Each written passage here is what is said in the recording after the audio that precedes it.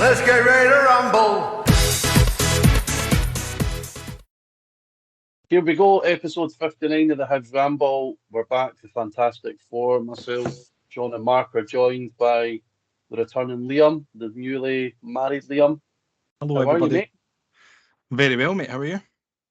Yeah, I'm good. I'm good. How was your honeymoon?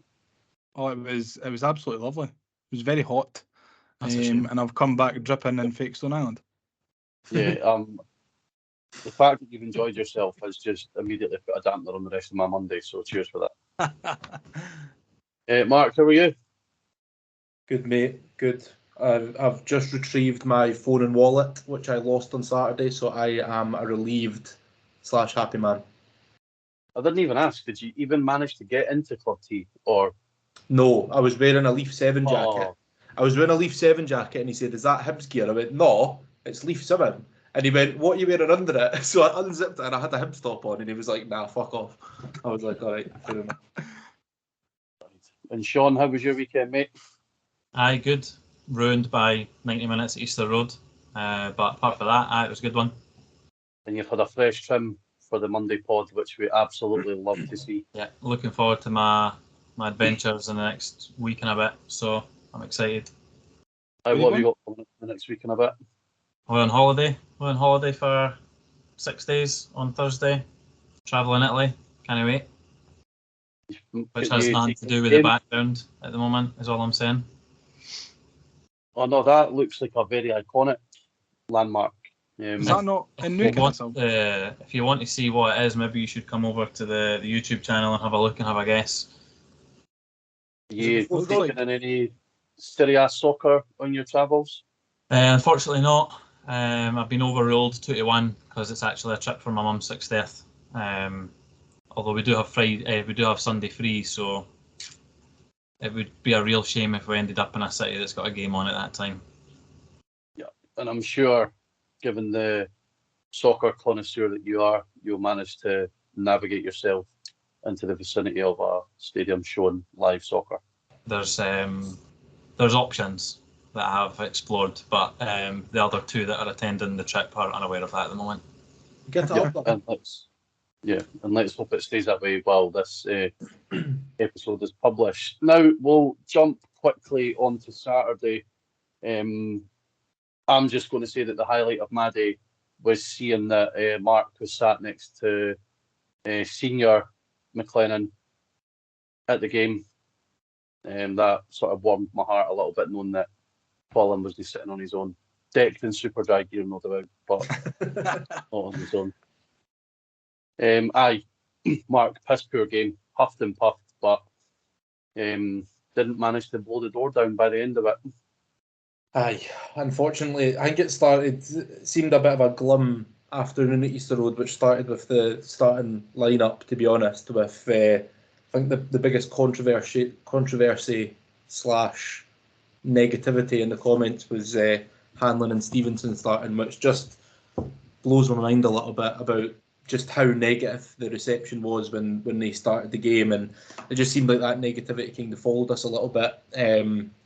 Atmosphere was, a little bit glum. The afternoon itself was a little bit glum, and then the first half was similar to the first half against St Mirren. We had a lot of the ball, we had a lot of possession, but we just really weren't bringing it up the park as much as we should have. And again, we were fortunate not to go 1-0 down, hadn't it been for a good save from Marshall.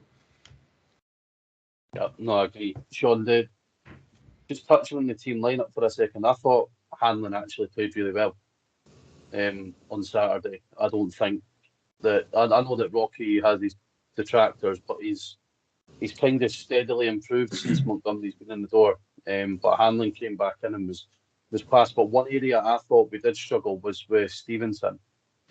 I don't know if it's the fact that he's not really played much recently, or is it just his legs maybe starting to catch up with him. But I thought a lot of our potential positive play down the left-hand side was a bit stagnant due to Stevenson, whether taking an extra touch or turning in field when he didn't have to, or turning back.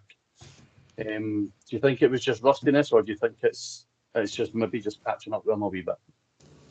I don't even know if it's either of those things. I think it might just be a case of him trying to adapt to maybe what Monty's asking him as well. I think that'll play a part. Stevenson's always, unfortunately, slowed down attacks when we've got into the final third, and he's maybe cut in on back onto his left foot and then have to go back, or played a pass that's maybe not been the better option out of the two. Rustiness might certainly play a part because, like you said, he's not played in a while or been bit part in a while. Hanlon has played really, really well. Whenever he's been called upon in the 3 games or 4 games, however many it is now for Monty, 4 I think. So yeah, I think for me, and maybe that's why Monty's trying to work out what his best, not system, but his best shape is looking like at the back, and what his best personnel are in playing together. Because it may well be what you were saying about Stevenson. But you are right in what you're saying when we're going forward. In typical old-fashioned, he would slow it down a little bit, whereas on the other side we're maybe, I don't want to say cutthroat because obviously it finished 0-0, but we were certainly a bit more clinical in our decision-making down the right-hand side. Yeah, Liam, it's probably one of the best performers since Montgomery's came in as Jimmy Jego, and I thought Jego again. I thought he was the best player in the park on Saturday. I think the partnership between him and Newell is working really well, but there just seems to be, like, Jego's actually playing with his head up and looking forward a lot more now. Like, there was a couple of times where he's played the ball in quite dangerous areas, and he even, hilariously enough, attempted an overhead kick on Saturday. I know it's kind of a wee bit of a running joke that we are sort of the Jimmy Jego fan club, but the partnership between him and Newell, you can tell is getting stronger and stronger week by week. Yeah, and I think it helps as well the fact that Montgomery knows Jego. He knows what his capabilities are, what his limitations are. So, he's not expecting him to do something that he's not capable of doing. And I think that player's always been there, and it's definitely been helped by when Nick Montgomery's come in. But no, they have made an incredible partnership so far in Monty's time. I've not seen a lot of us actually since Monty came in. I've been very busy in my weekends, so I've not actually seen an awful lot of Monty's Hibs. But from what I'm hearing and reading on social media, and anywhere else, it seems to be that Jego is having a bit of a face turn in the eyes of some supporters. So long may that continue. And I've said for ages that Jego's a player, so hopefully he just kicks on and keeps going. Yeah, no, I agree. I think there's one area that could potentially hinder Newell and Jego in terms of the system that we're playing, but we'll get onto that when we go to talk about the Hearts game. Another player, Sean, just before we kind of move on to that, I want to touch on that now he's got an extended run in the team as Lewis Miller.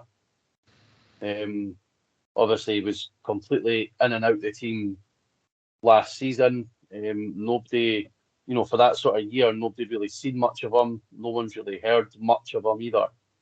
But in the last sort of 5-6 weeks, since they've managed to, invest a little bit with Delphi, or for some reason why he was putting it right back, he's really, especially with Cadden being out, I think the last few weeks, he's really started to cement his place in the first team. And it's good, I think, for the supporters to be seeing more of him in that light as well. Yeah, I felt quite bad for him at the weekend because in comparison to the 2 or 3 games previous or the European games, it certainly wasn't his best game. But I will say, just before you go on, I thought by maybe about 70 minutes, he looked absolutely knackered. It's no wonder. The amount he was running, he was up and down the park constantly. So I'm no surprised he was knackered. Yeah. He has been that one constant in the side throughout the whole season so far under Lee Johnson and now under Monty. To his benefit, Monty's obviously going to know how to get a tune out of him. Lewis himself has spoke about how much Monty's brought him on and how the two of them kind of worked really well together. I now find myself rolling my shorts up and walking about everywhere to show everyone my thighs and dedication to his cause. But now he's been really, really good this season, and I think it's maybe just a bit more of fatigue rather than anything else this week, or to the tail end of last week, which maybe hindered his game, because there was a few times on Saturday where in games earlier on in the season he would have picked up the ball and he would have drove forward a bit faster or a bit earlier, or maybe been further up the park to help in the attacks, whereas he was still doing that at the weekend, but it was a bit slower and it slowed the pace down, and instead of sometimes driving forward, he would play it back into Marshall, or he would play it back in the middle of the park instead. And again, that's probably just because he's put so much into the last couple of weeks. But I don't think that'll be an issue come the weekend because of the magnitude of the game. No, you're right, and I think he'll probably be glad of the week off. Obviously not the week off because he'll be training. But here's hoping he's nice and rested up. He spends his evenings just chilling back, relaxing. In good company, I'm sure he will. In good company, right? And we'll hopefully see him back to his best on Saturday. I didn't think there's too much point in touching on the front sort of 4-5 that we've got. It was just one of those days where we could have been still playing now, and chances are we probably wouldn't have scored. I didn't think we created anything that was incredibly clear cut, but anything that we did create that was sort of maybe a half chance. I know Lewis had a header that went, I think a free header that went over the bar, which is probably one, but it was clear for the start, I think, that Carson was on his game, and it was going to take something pretty special to beat him. So he's a half decent goalie, him, Carson. Yeah. So he made a couple. There was a save. I think it was in the first half. I think it was Dylan Venti. It was a header, yeah. Right, like it was similar to Lewis Miller's goal. It was that sort of looping cross, and it went to the sort of back post. Venti came in, and I think he should have done what Lewis Miller did and headed that against the ground and let it bounce. But he put it straight across, and the goalies. I mean, it was point blank, and it was kind of at a good height at him, but it was still a brilliant save. So you can't take Martin. By the way, and Marshall made a couple of tremendous saves as well. Yeah, I think that's interesting to point out as well, that since Montgomery's came in, that Marshall seems to be a lot more comfortable now as well, in terms of, he's potentially in the past, like a couple of the chances that Dundee had, he would have maybe switched off, there maybe would have been a lapse in concentration, but he seemed to be switched on for the entire 90.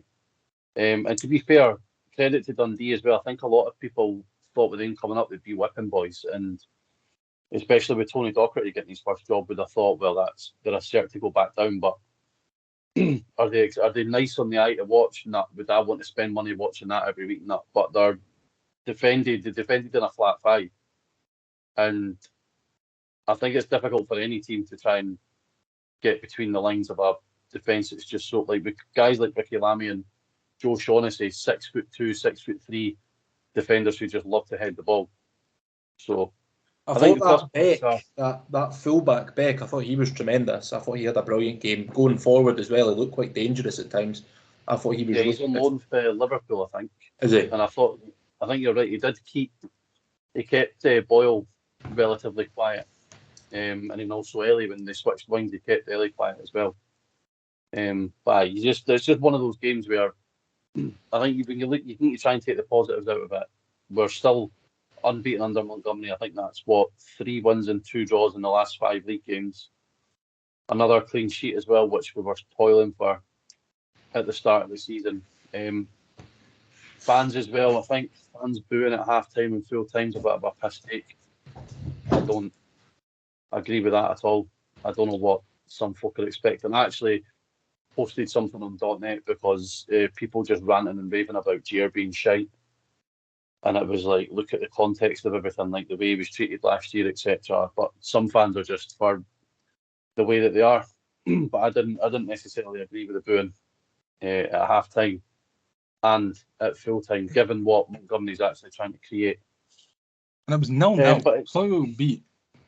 I know it was one of those weirdly no entertaining 0-0s, but I didn't come away from that game on Saturday thinking, oh, for fuck's sake, Hibs. I came away from that game on Saturday kind of being like, That was just one of those. It's just one of those games, and I'd rather have one of those games now than later on in the season when we've got it out our system. We're on Saturday anyway. Yeah, talking of Saturday, obviously, Park, Tynecastle, Hearts away. They finally seem to have sorted out their whodunit managerial situation. It was one of those like Scooby-Doo reveals where they pull their hat off and it turns out Naismith's pulling his own mask off. How are you feeling going into Saturday? I'm always the same before going to Tynecastle, to be honest. It doesn't matter how good Hearts are, how good we are, how shite they are, how shite we are. I'm never confident going to Tynecastle. It's a horrendous place to play football. The pitch is tiny, the fans are on top. Yeah, the grass is too long. Their fans are mean. It's just there's a lot of things that The fans are ugly. It's just never easy, and I'm never confident going there. I think I'm a lot more confident under Montgomery than I would have been if Lee Johnson had still been in charge. Not going to lie, and I honestly, there's nothing to fear. I don't think Hearts are brilliant. I think actually we've got a better team than them. It's just, can we handle the pressure? Can we handle going to Tynecastle on a big moment? And I think for me, this is Montgomery's first real test. I know that obviously every game he's played so far hasn't been easy, and he's had a real difficult game against St Mirren, and he's passed with flying colours on that one. But for me, this is the first time we've played a real big game in his tenure, and it'll be interesting to see how he approaches it, how he sort of calms the players and stuff like that, and just what he gets out of them. But look, if he gets a win, he's a automatic hero. So it's a big moment for him, and it'll be interesting to see how it goes. Yeah, Liam, would you make any changes for Saturday? Let me just check what the lineup was on Saturday there. I think, was it Jago Newell in midfield, eh? Yeah, we're Boylan, Ewan Wide with Lafondra and Dylan Venti up top. I don't know about you. Fish, Hanlon, Stevenson is a back four. I don't know about you, but the only change in that starting 11 would surely be Stevenson for Obita. Yeah, I would think so. Because Paul Hanlon, and this is what I was going to say about fans moaning about Paul Hanlon being in the starting lineup. Paul Hanlon is 10 times better than Rocky. So what's the alternative? Drop Paul Hanlon and bring in Rocky. And by the way, this isn't me slating Rocky, but Hanlon is much better than Rocky. So why would we drop Paul Hanlon to bring in a worse player? No, I think no, you're absolutely right. The only change I would make is Stevenson out for Obita. I think Obita is really, really good. I really like the dynamic that he gives. I think we've finally found someone who can maybe keep Stevenson out of the team. And I genuinely think if we go with that 11, Stevenson off, Obita on, then the game's there for the taking, really, when you think about it. It really is.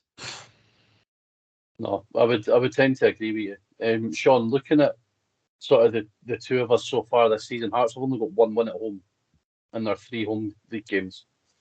They've played 7, scored 5, conceded 3, they're on 10 points. We've played 7, scored 11, conceded 10, are on 8 points. Looking at that, is it going to be a case of if we keep it tight at the back and it clicks for us moving forward, then there's only going to be one outcome? I would say yes, which feels really strange to say going into a derby because, similar to Mark, certainly at the beginning of the week, I'm never confident, regardless of whether they are fighting relegation and we are top half or whether it's the other way about. I'm not even quietly confident for this weekend. I think we'll win, and I think it'll be by 2 goals. So I'll happily go out there and say it now. Don't Sean, please. I do. I've watched, because I've not been able to make as many Hibs games this season so far, and my perfectly legal stream not streaming properly. I've watched quite a bit of the Hearts games and stuff like that as well, and a lot of the teams that they come up against, when the team that they're facing is structured properly and have got a good solid foundation at the back and tactically are aware and positionally are aware, Hearts have struggled to break sides down, even home and away. They've got this whole issue playing away from home, and it's normally their home form that's really strong. Whereas it seems to be the other way about so far this season, where they have really struggled to break sides down at Tynecastle. And just, I think it's a mixture of everything, of the fixtures that I've seen them in and what I've seen from Monty pre-Hibs and what I've seen from, Hibs since Monty's came in. I only see one winner, if I'm being really honest. And that's, for me, that's extremely rare to be that confident and come out and say it. But I don't know, I've got this funny feeling that, and also because I can't make it would be sod's law that the one time I can't make it to Tynecastle, we go and get the victory. And I just think that, I don't think we'll change shape. I think it will be the same side, but I think it'll be a beater that will come in.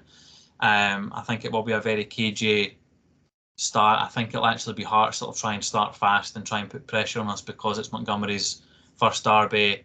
And they'll try and make the occasion take over rather than anything else. And I think unless we catch a goal early or we nullify that and stay solid at the back, I genuinely think that we'll get a goal either side at half time, and I think that could potentially be it. You ken what they're like, though. They're always up for it, especially at Tynecastle against us. And you know what we're like at Tynecastle. I remember, but that shouldn't be behind the whole. You know what we're farce. like. I've just got full back, and I trust Monty with my life, so I'm giving him my life. My life will be in his hands at the weekend. Would you trust Monty with your missus? No, but I trust him with my life. I remember feeling this confident before a derby, and it was the last time I felt that confident was the last game before COVID.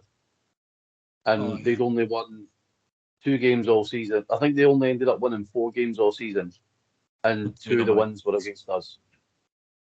So I think the only time that I've been really properly confident. The only time I've been really properly confident for a game against Hearts, and actually believed it, because I always say I'm confident, but I'm never actually that confident. But the time I was proper confident was the game that we beat them 3-1 in the cup. Yeah. The return fixture, because we drew 0-0 at Tiny. 6.5 years ago. Yeah, never in my life have I been confident going into Tynecastle. I think because I'm not going to be in the country either. I think from a fan's perspective, that's already taken the weight off me. So I'm not dreading going. I'm not dreading the pre-match. I'm not dreading seeing the team selection. I'm going to be out all day. I won't even catch any of the match. I'll just have my notifications on. Don't get me wrong. If Hearts take the lead within 2 minutes, I'll look at my phone and be like, well, there we go. Fucking no surprise there. We're at Tynecastle, typical Hibs. But that being said, I don't know. Just got a feeling. You're going to be too busy eating pizza and stuff. Was it Saturday? Yeah. It's still 3 o'clock, isn't it? Saturday, 3 o'clock. I'll be at the Pop's house. Me and the Pop will be watching it. Like Frankie. He'll be supporting Hibs. Surely. Better if he's got his drum out joining in the chants for the back. And Mark, just because you said it right, it being the biggest sort of test of his managerial career at Hibs so far, one area that worries me is, ironically, the thing that sort of served us so well is his system, and that he seems so set on the 2 banks of 4 with 2 up top. I just think that we're actually going to be, so that the teams that we've played so far don't really have a lot of technically gifted players on their side that are able to sort of cut through that and take advantage of the gaps that we leave, because we do leave sort of big spaces in the middle of the park, depending on where the ball is. And they've got, without giving them too much credit, obviously players like Barry Mackay, we can what he can do. That Lowry's all right as well. Do you think that it could be, I don't know what to say, stubbornness, but would you make any tweak to the system at all? I'm not meaning from we should, obviously they should worry about what we can do, not vice versa. But do you feel like the 4-4-2 is the right system to be going into against them at Tynecastle? Given that, like I said, especially as well, even players like Shankland, even if he starts up front, he can drop and play between the lines and sort of draw midfielders into areas they don't want to be, centre halves into areas they don't want to be. I think that the shape doesn't worry me too much, but I do think that Montgomery will adapt to Hearts and adapt to Tynecastle. I think him. I think he'll use David Gray quite a lot to understand what it's like to play at Tynecastle, because obviously David Gray's had experience both coaching and playing. I think he will make some tweaks. The one thing in terms of a tactic that he does that we kind of know of now, he gets the centre half to take the by kick to the goalkeeper, the fullbacks kick on in the centre half split. I would be worried if we do that against Hearts at Tynecastle, because it's such a small pitch. I would imagine they'll have clocked that over the last few weeks, and they'll press quite a lot, knowing that David Marshall can get uncomfortable, especially if we play Rocky. If we play Rocky and we have the centre half splitting and Marshall potentially passing balls out to Rocky, if they press that a couple of times, we'll make a mistake. Absolutely, I'd put my life on it that will either David Marshall, Rocky, or whoever else will make a mistake and we'll get punished for it. So the shape doesn't bother me too much, but I just hope he adapts some of these tactics that he's used, because we're not going to get 65% possession again like we have the last couple of weeks. So I just hope that he does make some small tweaks. But I'm fine with a 4-4-2. I'm a big advocate for a 4-4-2 formation. It's simple, it's basic, but in Scottish football it gets the job done. As long as we do, when it comes to a derby, I know it sounds quite cliche, but it's about who runs more, who wins the second balls, who wins their headers, the individual battles and things like that. And then whoever's got the most quality will pop up in the end with just that one moment. So if we get those things right and we just make a few tactical tweaks, then I'm confident we can get it done.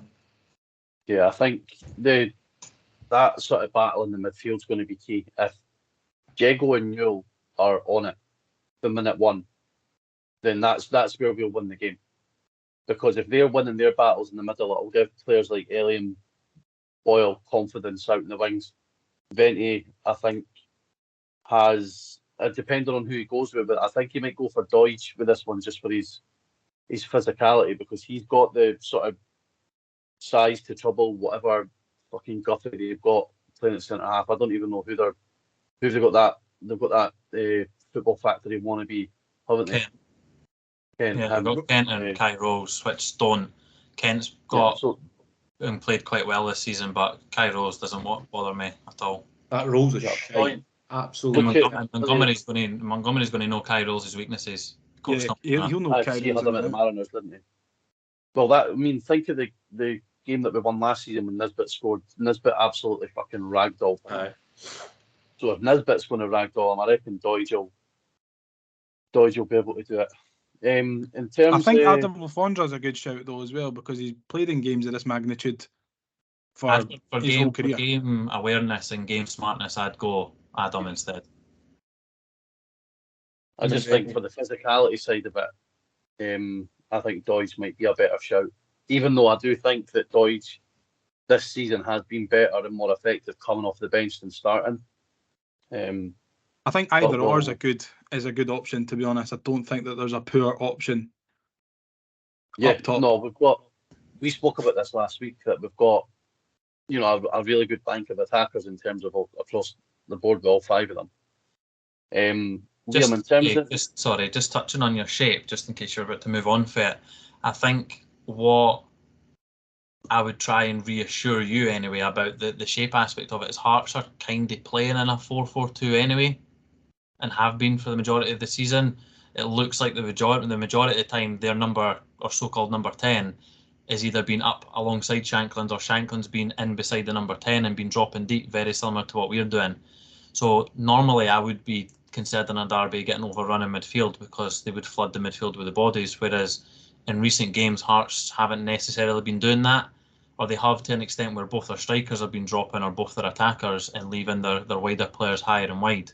Whereas what I've noticed from us anyway is Diego and Newell will sit a lot deeper rather than either being split either side and one higher up and one lower, and it allows our wingers to come inside and basically be like a 4-2-2-2. Do you know what I mean? And I think that on that narrow park will play in our hands as well, and I think having the style that Nick has with that could benefit playing in a narrow field as well.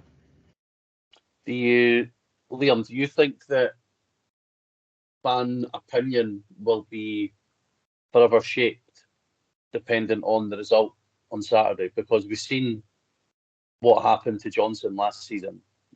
Obviously, we can talk about everything else that led up to it, but I think it's always hard for a Hibs manager to come back from a defeat at Tynecastle, and especially like I said, if we've been hearing boos and that already. Do you think that a lot of Hibs fans will make their mind up on Montgomery regardless of the outcome on Saturday? What I'm trying to say is, if we get beat, it'll be like, oh, he's another one, he's shite. But if we win, they won't allow them. Like, some folk won't allow themselves to get too high on him. They'll still just be kind of middle ground about it. I think so. I think that would happen with any manager that we had. If we get beat on Saturday, then I think there'll probably quite rightly be frustration. It's a high, intense, high octane game. So if we get beat, then the emotions are going to be, through the roof. People are probably going to say things that they don't mean about Lee Johnson, about Nick Montgomery, about the players, about the style of play and stuff like that. But then, exactly like you said, like if we win, then it goes completely the other way, and we're heading for the Champions League next year. So yeah. I think some fans will probably make their mind up on Saturday, but I don't think that you should, because he'll be 5 games in. Give the boy time, give him a chance. You can see what he did last year at the Mariners with a modest budget, and not one of the favourites to go through and win the grand final. So listen, the boy's obviously got a little bit about him, more than what we've had in the last few managers. I would probably go on record and say. So I think even if we get beat on Saturday, which I don't think we will, just get behind him, give him time. Mark, do you think a win is more important given the rest of the month we've got after that? Because it's not just, typically after a derby, you would go into a game against a Motherwell or a St Mirren or Kilmarnock, something like that. But we've got Hearts, then Rangers, then Celtic. That's our next series of fixtures. Do you not think we need 3 points to go into? Because let's be fair, depending on whether Rangers have a manager in place or not, neither of those have been great shakes this season, especially Celtic. Celtic took 8. I know they've still been digging out results, but they've been relatively poor in terms of their performances. Do you not think 3 points could be vital for us to have a really, really successful October? Yes and no. I think for me, every derby it's the derby. You don't think about the league games after that. The only time where I can think that league position has been really vital was the end of last season, because obviously the winner of that got pipped them to 4th. Mm-hmm. So I think for me, it's always just the derby that matters. It's the bragging rights. It's beating Hearts. Like, I don't really care if we are 100 points ahead of them or 100 points behind them. It's the derby is what's important. But in saying that, yeah, obviously it would be good to pick up a little bit of form going into 2 really tough games against the Old Firm. And with it being so early in the season, the league is really congested at the moment. So it'd be nice, because obviously you would expect that, are we going to get anything out of those games? Maybe you could say, Rangers have just sacked their manager. Celtic haven't been at their very best. So there is a chance. But 8 times out of 10, we're going to lose against the Old Firm. So it's important just to get the 3 points on the board, so that your Aberdeens and whatnot, don't overtake us, and we can still kind of keep touching distance to your Motherwells and St Mirrens and Hearts. Yeah, no, I agree. And we'll leave our predictions as always until Saturday, even though Sean's already said it's going to be by 2 goals. I know I usually say I'm not telling you until Saturday, and I think Mark and Liam will join me in that, given their reaction to you saying it's going to be a comfortable one. I'm I going think to the gauge score my that we're going to emotions give through the now week. will be completely different come Saturday, so I understand. Right, Sean, we'll go with you first then. What's moving on to your favourite derby at Tynecastle? I think this has probably been done a death 1,000 times, but it's always nice to unlock the memory box and talk about famous Derby wins or famous Derby moments. So what if you pick one? What's been your favourite? Horgan's Derby. There are another couple, but I'll see if you mention them, and then if not, we can do honourable mentions. But for me, because I was in the front row or the front two rows, because there's loads of pictures they made mid-celebration with Horgan doing the slide in front of me, which I will continue to use that picture at every possible opportunity, and it is my wallpaper and has been since about 2 days after the game. Coming from behind, the quality of the goals, especially the video where Horgan shouting for it for Stevie Mallon, you can hear that. The sound of it hitting the back of the net. The fact that I came head to head with Lewis Stevenson in the celebrations, it was there's for me nothing I'll beat that. That's just selfish at this point, Sean. Yeah, very Selfish reasons. Liam, you've just recently made fantastic memories of your own that none of us actually really care about, in fairness. But what's been your favourite Tynecastle? Well, we do. We care for Megan because I'm sure it's great for her, but for you, we couldn't care less. What's been your favourite Tynecastle memory? I've only seen us win there once, and it was the Ross Caldwell game. So I'm going to have to say the Ross Caldwell game, because every other time I've been, we've never won. That's the only time I've seen us win there. So I'll say the Ross Caldwell game, because it was absolute limbs. And like Sean, I was in the front row. But no, I'm not going to go on about it. No, I'm not going to post pictures of it every fucking week. Embarrassing, gimp. Because you've not got any, though, Liam, and you're really Yeah, jealous. that's absolutely true. That is exactly why I'm not doing it. And finally, you, Mark, what's your favourite? Ross Caldwell, without a doubt. I was actually right at the back. I wasn't at the front, unfortunately. But We had a wee Tynecastle sandwich. that was, I think, one of my first derbies as well. It was certainly the first derby that I'd seen us win, and that was just unbelievable. I mean, the Lee Griffiths goal, came from behind. We were 1-0 down at half-time, even though we were quite good. Lee Griffiths with possibly one of the best free kick goals I've ever seen in my life, if not the best.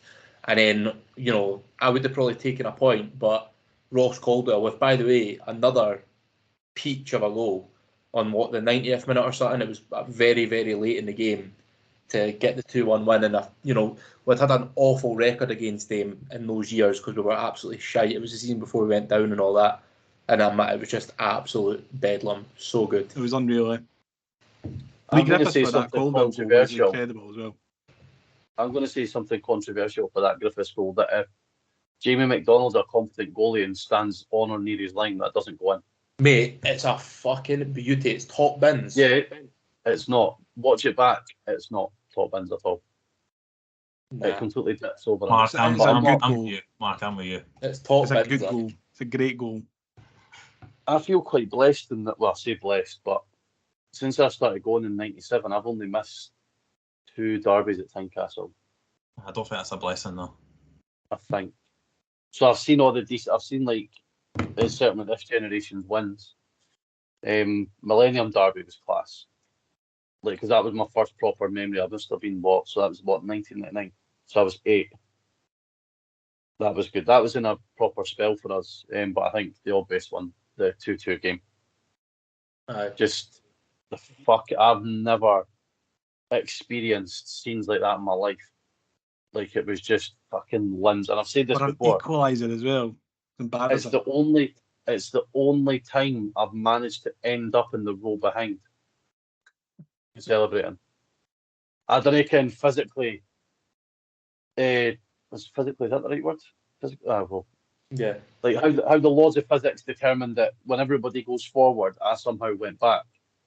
Some would argue I'm good at pushing back, but that's another matter. That one for the scenes for me, I think, and because I think obviously if we hadn't have done what went and done that year, it probably wouldn't mean the same. But that was good. Again, Horgan one was good. The Boyle one was decent, but a bit flat because it happened so early. Although the singing Hearts Are Going Down to Christmas tunes is always good. We've had a few in for folk that listen. Clearly, Liam, I'm sorry, but I'm going to have to call him out. Colin McLennan. I text him about this. Colin, And I went, that's question is, embarrassing. what's been your favourite derby at Tynecastle? And he's replied, we are unbeatable. Liam's first derby, Boozy and O'Connor. Now, I might be lying here, but I'm fairly sure that was not at Tynecastle. It was and not it at was Tynecastle. actually, in fact, at Easter Road. So, It absolutely was. Colin, we love you dearly, but the next question you ask is getting roundly ignored. We will Well, not I be asking. texted him about this earlier on, right? And I said I must have missed that one at Tynecastle with a screenshot. And he went, I should really read the question. I had that reply typed out. I missed that one being it, but then I felt, I'm not going to shame him. We shame him too much. So I was like, I'll just send a reply with a picture. Sean, I also think you've replied with the wrong picture. Nah, Boozy and O'Connor, I googled it to make sure. Yeah, but that looks like Easter Road's in daylight, and it wasn't. It was at night. So that one comes up when you search the victory with O'Connor and Boozy. I've got two pictures next to it. I've got the one with Boozy as the ball's hitting the back of the net. Yeah. And then he goes towards the away stand, not the away stand, sorry, the east stand, and that's just the light. It's the lighting. That's just semantics anyway, Sean. I'm not doubting you for a second. It's all right. I'd hit him, Sean, to be fair. Nah, it's if it's wrong, it's came up on the search engine, not necessarily me, so it's all good. The next one is from Harvey Scott, the Horgan Derby, 100% if we aren't going for the 2-2. And there you can see him with his wee beanie hat and his scarf around his neck and his arms up in the air. He looks so cute, celebrating a wee goal. He looks like one of the Fitbah tweets drawings in that, eh? Looks like a wee stick man. That's a fucker, actually. Alexander Mackay says the one in the top left of your montage where Big Yogi and Frank Sosie went charging back to the Hibs end after the God's pile driver goal, and I had 20 quid on them to win as a bonus. Happy night indeed. That was class. That's up there for me. Sosie 47062 says Gordon Hunter 1-0. I think probably our parents would, if you were to ask, that must be special, that one. Because that was the end of the 22 in a row Aye. run. And I tell you what, for a centre half as well, there's some fucking finish. And it also trips me out because the Hibs fans are in the Gorgie end. Yeah, it's all the way about the old way. And they're also in the Gorgie end of the main stand as well. Which is quite trippy to see. But fuck me, how do you say that? Fairyland Grasmere has said the 7-0 game. Archie says the one with Sean in it. But I think he's somehow managed to. He's cropped the photo so you can't. Oh no, you can see Sean's trying to jump over the seats. That's it. There he is. Martin Wilson says just what you said, Sean. Gordon Hunter Derby 1-0. Only those that were there will know the sheer elation and relief of ending their 22-game unbeaten run. As much as I would want to experience that, obviously, because what it meant, I wouldn't have liked to have experienced the other 22 before it. Do you know what I mean? Like, just give me that game in isolation. How many years was that? 6, I think. 6, 7. That 6 So years. would have been what, 88, That's fucking heavy, to be fair. 88 or 89 to 94 or 95. Well, we went nearly 10. What was it, 3 years or something without beating them? It was like I mean, we got the 9. We got beat on the 10th, and it was just like when just there, like after, just before Nisbet's derby. I can't talk today. Fuck's sake. Boyle was the last game. Aye, so it was like what? So granted, they had a year in the championship. Nearly 3 years then. What, 2.5 years? And that was bad enough. No mention of the Riordan penalty either, which I was quite surprised about considering how bad the team was that night. Yeah. And there was only half a stand as well. Yeah. I remember watching it on the telly. Only half a stand? Yeah, we only sold about 1,000 tickets that night, I think. We had like maybe 2.5 sections, like closest to the main stand, and the rest Why was is that? Park. Because we were shite? Because we were shite, That's mental. Usually we always sell at Tynecastle, no matter how shite we are. Nah, that was nowadays. The Ross, Because it's never on the fucking telly. That's how. the Lee Griffiths game, we never sold that one out either. That was Ross 3.5 sections, was it not? Yeah. But It we was a still long never- time that we only got 3.5 sections, though, Sean. No, for years we had the full. I've only ever remembered us getting the full stand, but then if it's not been the full stand, it's because we've not sold it out. Well, our like away fans are so much better these days than they were. I feel like we take so much more to away games now than we did even like sort of 10 years ago. It went through a lull though, because I like the going home and away through. So what, 98? I always felt we had a really big away support, and then after, I'd say up until about after when John Collins left, in that period between Collins to Stubbs, you're talking 8 years. It properly dipped, and you've seen that with the home crowds as well. Like we were getting like 7,000-8,000 a week at home. That was because our teams were absolutely dire. But without being boring as fuck as well, that's when the major financial crash happened. So that likely played a part in it as well. But Cause he lives, mate. Cause he lives. Yeah. Steve McKenzie says the Millennium Derby by a mile. Megan sent a photo of Megan. That's Megan. Yeah, that's Megan. Yeah, I wondered who that was. That's Megan Corrigan. A photo of Paul Hanlon. The Steve Archibald game for Stuart Big Stu, with honourable mention to Dean Shields' game. Never felt the Roseburn stand shake as much as I did that night.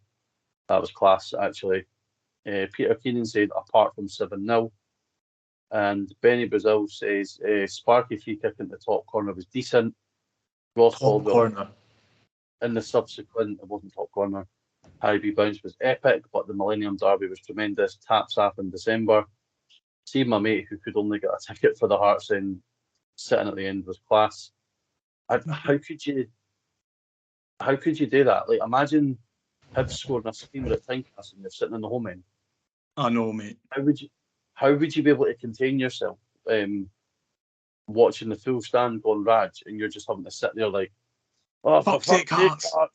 Oh no, Hearts. It'd be like that, Aaron Fraser. Absolutely pathetic. I would you fucking dare look up. I would love to see like the away end from the home end's perspective to see how good were the limbs and like the celebrations and all that, but only for a split second. Only to like just see it and then go back to the away end. I wouldn't like to sit and be. Hopefully, someone takes a video on Saturday. Eh? I know, but videos never do it justice. I feel like seeing it in real life is always so much better. Well, to be fair, I'd take a video.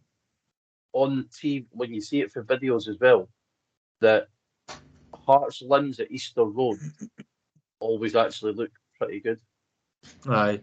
But the game's not Easter Road. But what I mean is, like, in terms of how the limbs look, maybe because it's a split 2 tiers, like you didn't get the full perspective at Tiny because it's because the camera always captures it, like the TV cameras, and the camera's always in the top of the west, so they get like the full stand on the TV cameras, and it just looks fucking class. Whereas when it's on TV at Tynecastle, you always get like only the bottom like few tiers. Like you never see, the camera never pans out to the full away stand going absolutely mental. Whereas it does that Easter Road. That's why it always looks so good. I think you got a point there, to be honest, mate. So Football even conspiracy theories. Their cameras, I've got it in for us. Aye, they hate seeing Hibs limbs. Aye. I tell you what, if we'd got it over the line at the end of last season, that could have been up there with one of the best at Tynecastle, all things considered. I know. I remember looking back after we'd scored that goal and just Mark going absolutely fucking tonto. you spotted Jack in the crowd, eh? Jack and Doddsy in the Hearts end, and he was going fucking mental. Aye, it was so funny. I was blitzed. I was so okay. Same again on Saturday though, mate. Nah, I'm sober October, bro. Oh yeah? Alright, well you can drive me home then. I'm just walking there and back. Oh, you can drive me home afterwards? Probably not. I'll walk back to your house, you can drive me home. Cheers, mate. It's fucking miles away. Come on, bro. Are you going, Craig? I'm not sure yet. I've not heard. Come on. So is it just going to be me and fucking boring sober Mark? Yeah, I'm not 100%. I'm hoping so. Got a couple of fires with a couple of irons burning in them. Because I was logged on to the ticketing site at 11:30 when they went on sale, and they got released at 11:58, and I was too shite back to hit refresh during that intervening period because I was feared it would kick me off. So yeah, own fault. The ticketing system has actually been a little bit clunky this season. Own Isn't it? fault for not being a Tory and signing up to Hibs First. Not that there's anything wrong with being a Hibs First member and or a Tory, Mark. I'm not. I'm a Liberal Democrat. Now it's time to answer the Hibs Ramble listener questions. Listener questions this week, as always, we'll start with John. What's for dinner and how good has Jago been recently? Seeing as we've covered how good Jago's been recently, Liam, what's for dinner? I've got, well, since we come back from Turkey, we've not been for a big food shop, only a little food shop, so it's just ready meals in the fridge tonight. I feel so like every time we ask Liam what he's having, he's living day to day and it's ready meals. Yeah, I think you never- Liam just need to accept that you're never eating well. it's ready meals are a but not takeaway, healthy. mate. This is going to be the biggest big food shop that there's ever been. Mate, I'm not being funny. Mate, you I'm live buzzing like for that. 5 minutes away from an Asda or a Sainsbury's. I do. I know I Yep. do. But mate, going round the shops with the two bairns, so fucking it's a riot. Mate, you can get it delivered to your door. And why are all four of you going to the shops? Well, because it's only me that drives. So just go You're yourself. driving shopping. I'm not going myself. Gimp. I only go just because I like to pick up some biscuits and put them in a trolley. Megan's the one who does all the heavy thinking. You do the heavy Really? carrying. Aye. You're the heavy one. I'm just the brawn, mate. I'm just the brawn. She's the brains.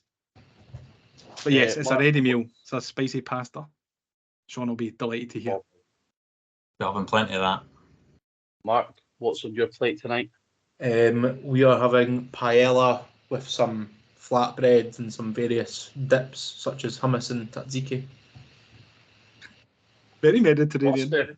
What a step up for a fucking ready meal, eh? That's outstanding. Thanks. I'm fucking gutted, to be honest. I want to come to your house for dinner. Well, you can't. Well, sorry. Sean, what's... I had a Thai green curry and it was rank. Oh, that's not great. Was it a ready meal? No, of course not.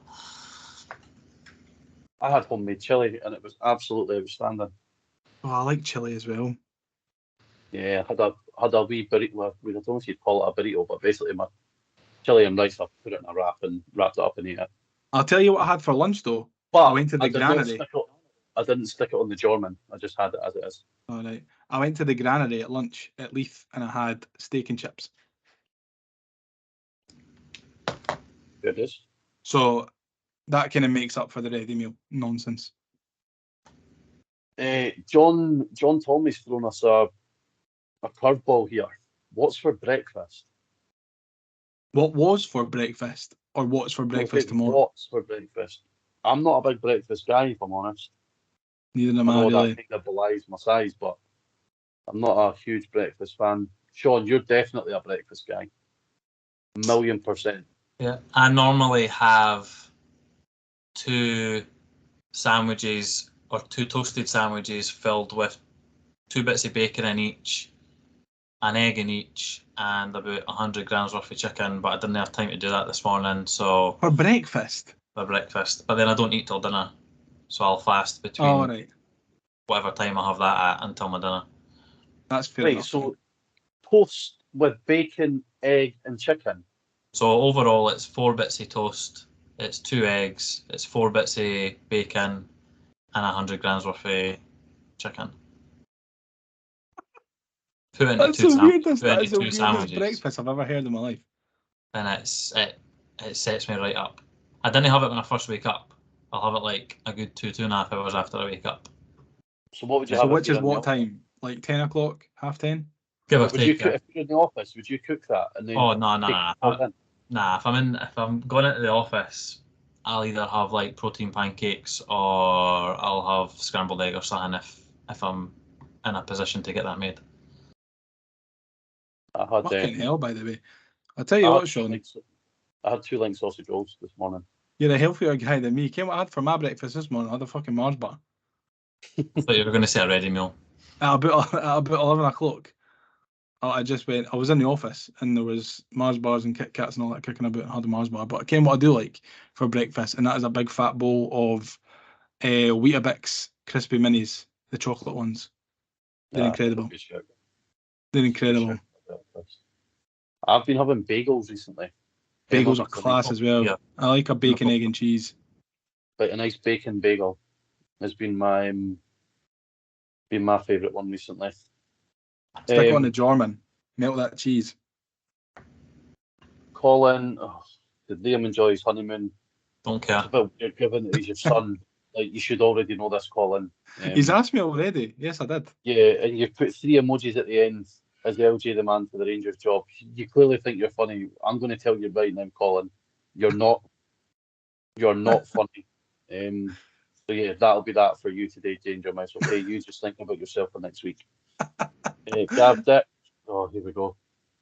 Do you think it's time to stop playing Jair? No capital J on Jair there, Gav. In my I hope honest, to have picture it's absolutely like- coming one day. I feel like you've got it coming. I genuinely feel like you've got it coming. You really didn't want to bump into him.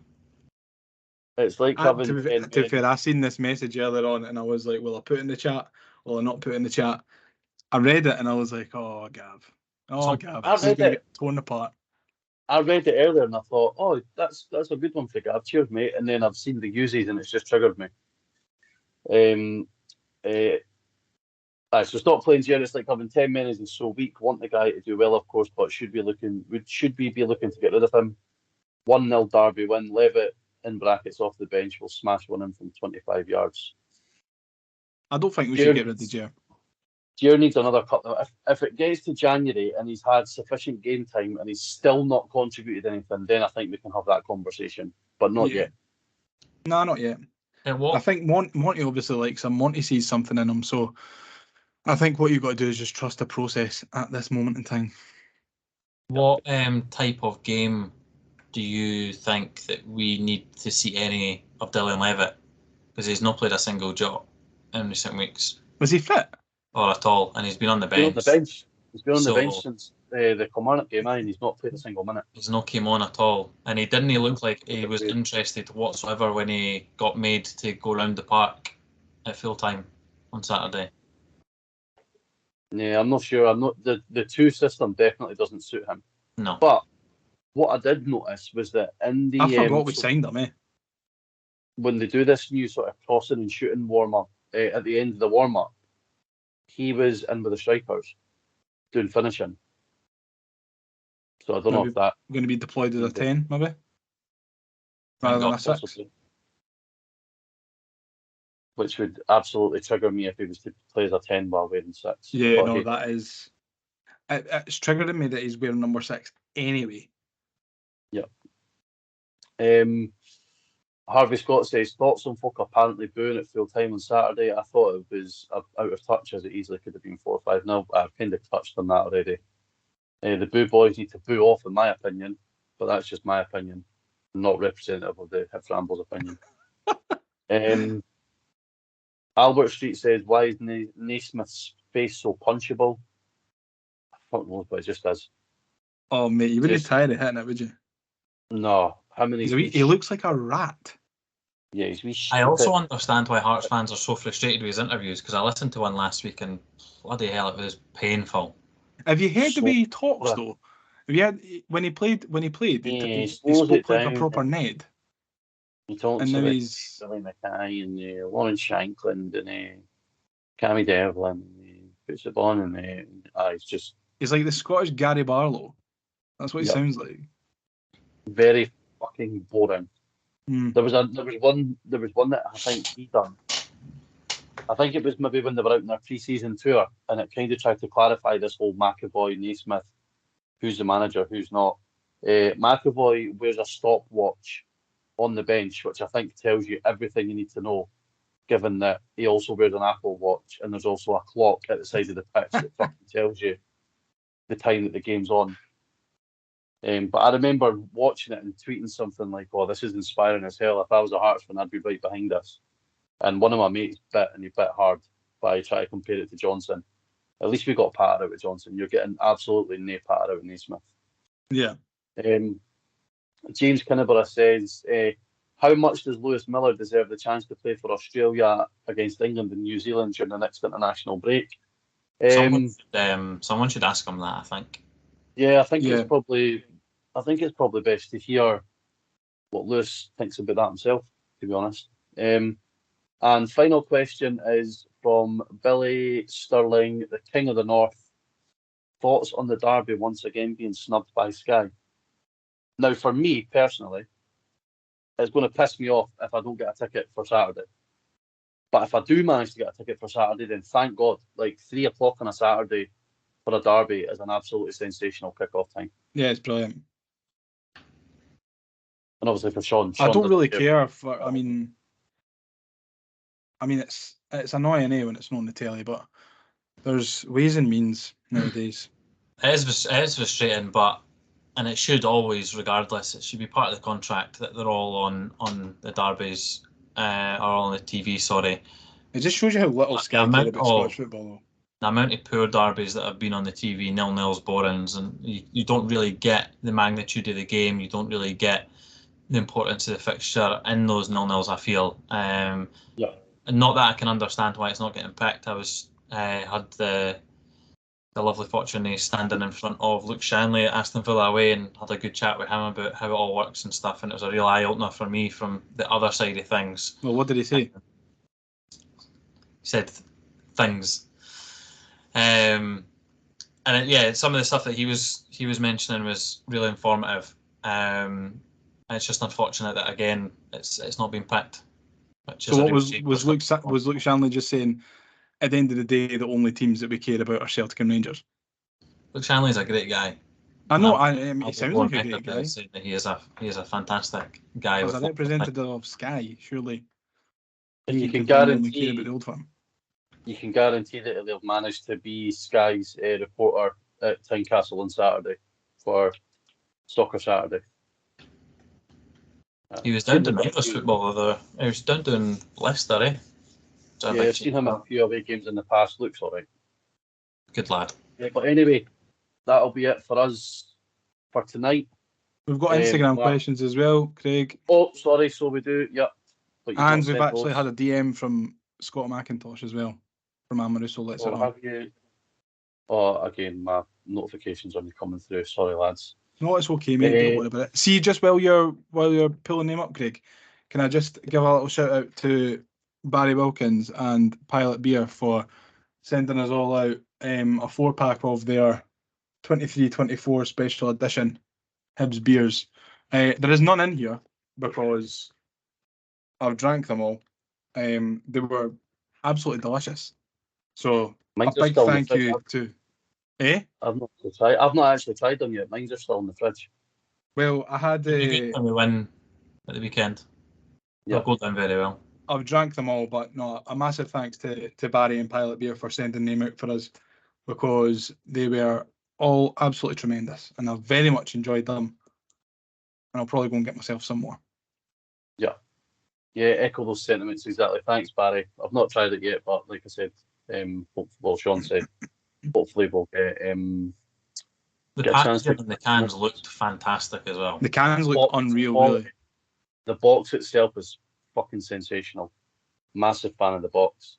See, when it came through the door, I was like, "Oh, I've drunk ordered a pair of trainers," but no, I've not. I forgot that Barry was sending them out for us. Thought it was a 2-stripe DHgate special. I was hoping some K-Swiss for DHgate. Liam L 1875 on Instagram. How do you think we will do this season under Montgomery, and who do you think we will sign in January? Do you know what, mate? We'll come back to that. We've got the international break coming up, so that's probably a good chance for us to look at where we've came for the start of the season and what we can look to towards January. So we'll keep that in reserve for next week or the week after. Yeah. All I know is I'm incredibly excited. Yeah, Patrick Riley says, do you think we will win this derby? Win the derby this weekend, or at least get a point? Sean thinks we're going to fucking annihilate them. Me and Liam again will be shit fear to fart in case we follow through. So that'll give you an idea of how we're all feeling. Rudy said, didn't watch the game, so depending on news for analysis, who was our best player and who would you stay with the same lineup as we saw on Saturday? Again, I think we've said that we'll probably a beat up for Stevenson's the only one. And Diego, for me, was the best player in the Hibs jersey. Yeah, same. But I just want to echo what Liam said earlier about Marshall. He done nothing all game, but had 2 big saves, and he pulled them off really well. Can I just say that it wasn't me that said that? It was Mark. Well, I can't take credit for that, I'm afraid. Mark's died and gone, so you'll get the credit for it now, Liam. I don't want to take the credit for that. Mark's my friend. And the last one we've got is from Jake Nicholson. Not a question, but he's saying that he couldn't go, but we'll be watching from home, singing loud and clear for the cabbage. And then we'll round off with our resident Jambo pal, Scott McIntosh from Amaruso Lets It Run on Twitter. As I think I've said, I've sort of worked with Scott in the past. He's, for one of them, he's a good guy. But he said, take your word for it. Does Montgomery need to tweak his system to acknowledge that Hearts will press more aggressively compared to the sides faced so far in his reign? Does Campbell or Levitt need to come in to provide another midfield option to help break the lines? I don't think so. Back on what I was saying earlier about the system and the change of system. I'm very intrigued to see what tweaks, if any, he does make, because, as I said earlier, I think Hearts will try and shock us very early in press, but it'll get to the point where if they don't succeed very early with that, I think they could then naturally maybe fall back out of fear of the 4 or 5 very, very strong attacking threats that we have catching them on the counter, and they're not going to want to leave any gaps for the likes of Boyle or Yuan to run into when you've got somebody who has a 90+%, shot conversion rate, and you've got someone either like Doige or Adam Lafondre up top.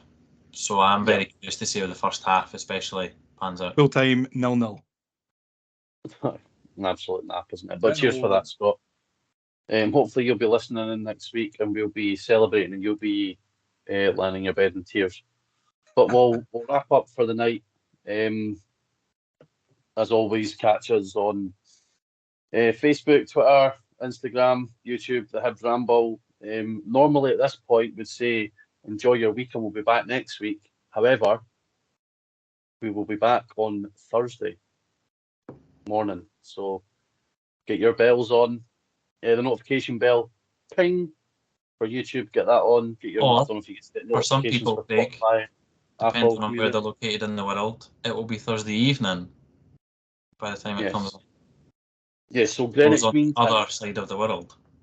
Greenwich Mean Time. We will. What could you be talking about?